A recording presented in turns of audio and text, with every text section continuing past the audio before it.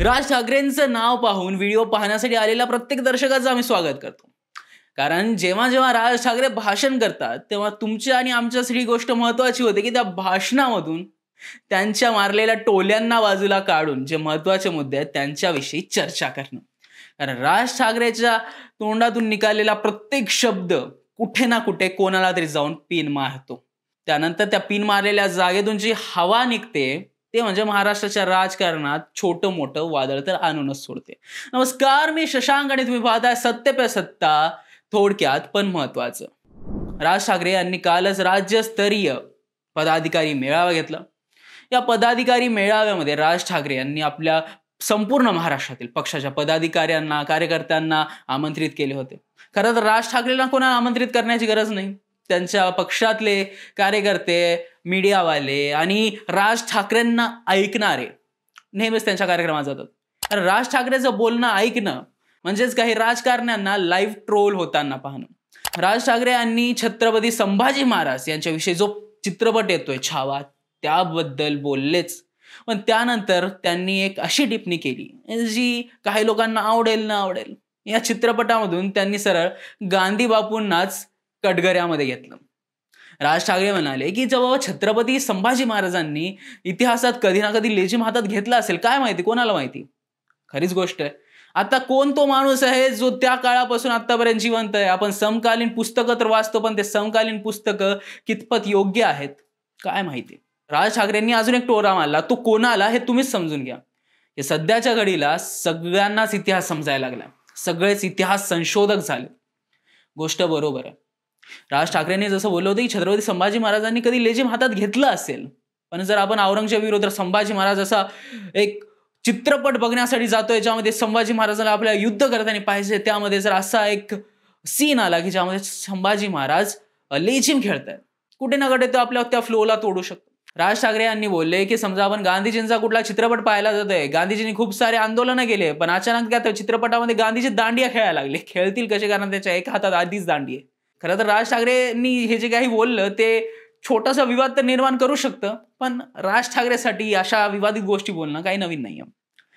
राज ठाकरेंनी आज पहिल्यांदा निवडणुका झाल्यानंतर एका सभेमध्ये ओपनली बोलले. राज ठाकरेंनी प्रतिक्रिया तर दिली होती, पण या सभेमध्ये, या मेळाव्यामध्ये राज ठाकरे जे काही बोललेत ते तुम्हाला आम्हाला विचार करण्यासारखी गोष्ट आहे. राज ठाकरे यांनी एक मुद्दा मांडला. तो मुद्दा म्हणजे लोकांनी आपल्याला मत दिलं पण ते आपल्यापर्यंत पोहोचलं नाही. इन शॉर्ट, काँग्रेसचा तो ईव्हीएम घोटाळा फक्त राज ठाकरेंच्या शब्दांमध्ये. बरोबर आहे ना?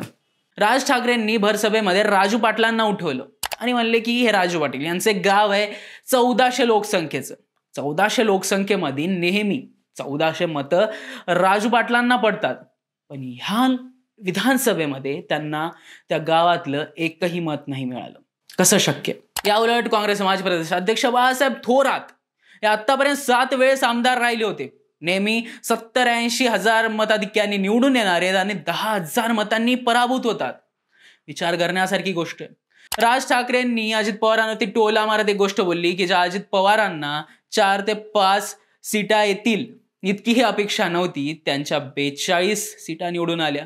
कसं शक्य आहे? भाजपसाठी, चला भाजपसाठी त्यांनी 2014 मध्ये पण आल्या होत्या, भाजपसाठी ही योग्य गोष्ट आहे, या म्हणत भाजपचा त्यांनी बचाव केला.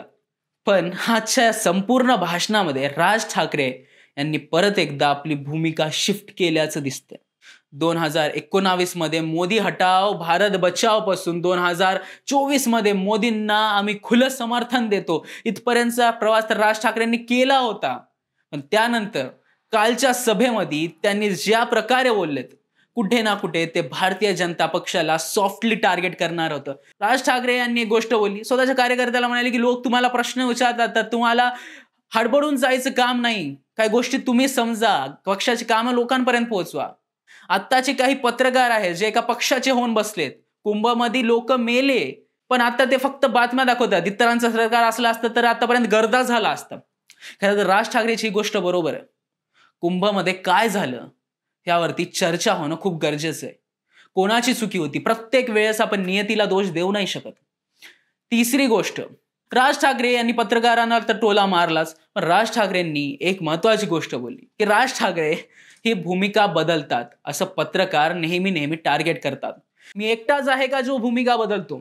भारतीय जनसंघातून निर्माण झालेला भारतीय जनता पक्ष, अटल बिहारी वाजपेयी यांच्या नेतृत्वाखाली गांधीवादी समाजवादासोबत आम्ही चलू म्हणणारा हा पक्ष नंतर हिंदुत्वाकडे, कट्टर हिंदुत्वाकडे कसा वळला गेला, याविषयी त्यांनी एक प्रश्न उपस्थित केला.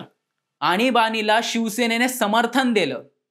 अजित पवार काँग्रेसमधून बाहेर पडले, नंतर तेच काँग्रेस सोबत युती करत आले.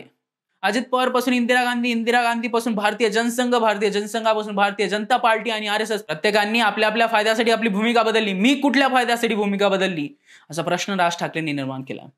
राज ठाकरे जे काही बोलले त्याच्यामधून राज ठाकरेंनी आपल्यावर होणाऱ्या टीकांविषयी एक प्रतिसाद दिलाय. राज ठाकरेंना नेहमी मीडियातून एका गोष्टीसाठी टार्गेट केलं जातं की राज ठाकरे आपली भूमिका बदलतात. कधी ते काँग्रेसला कुठल्या भाषणात समर्थन करतात, तर कधी भाजपला खुल्या तोरवर समर्थन करतात. राज ठाकरेच्या या बदलत्या भूमिकेवर पत्रकार जे काही लिहितात ते राज ठाकरेला बिलकुल पटत नाही. एक गोष्ट आता इथे विचार करण्यासाठी आहे, मनसेचं ह्या निवडणुकीनंतर भवितव्य काय? राज ठाकरे यांनी तर स्पष्ट केलं की लोकांनी आपल्या मत दिले होते, पण ही गोष्ट खरी आहे का आणि कितपत खरी आहे? आपण भारतीय जनता पक्षाचा विचार करतो तेव्हा आपल्या समोर खूप सारे चेहरे येतात. नरेंद्र मोदी, अमित शहा, महाराष्ट्रामध्ये देवेंद्र फडणवीस, इतर चेहरे. काँग्रेसचा विचार करतो राहुल गांधी, सोनिया गांधी, त्याच्यानंतर मल्लिकार्जुन खरगे. पण जेव्हा आपण मनसेचा विचार करतो, एक बॅनर येतं, ज्या बॅनरवरती रेल्वेचं इंजिन आणि त्याच्या साईडला एक चेहरा, तो म्हणजे राज ठाकरेचा.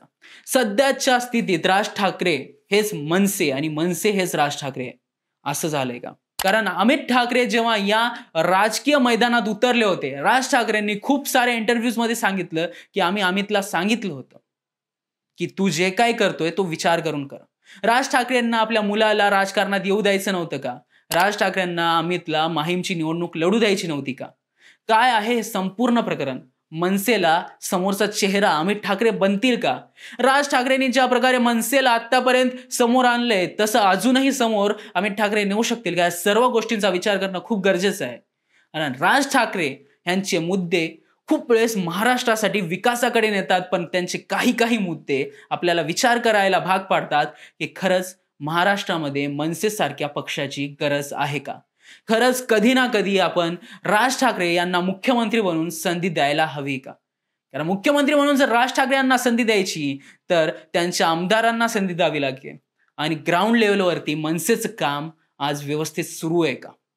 तुम्ही या गोष्टींचा विचार करा. तुम्हाला काय वाटतं आम्हाला कमेंट बॉक्समध्ये नक्कीच सांगा. व्हिडिओ आवडला असल्यास सत्य पे सत्ता या YouTube चॅनलला सबस्क्राईब करायला विसरू नका. धन्यवाद.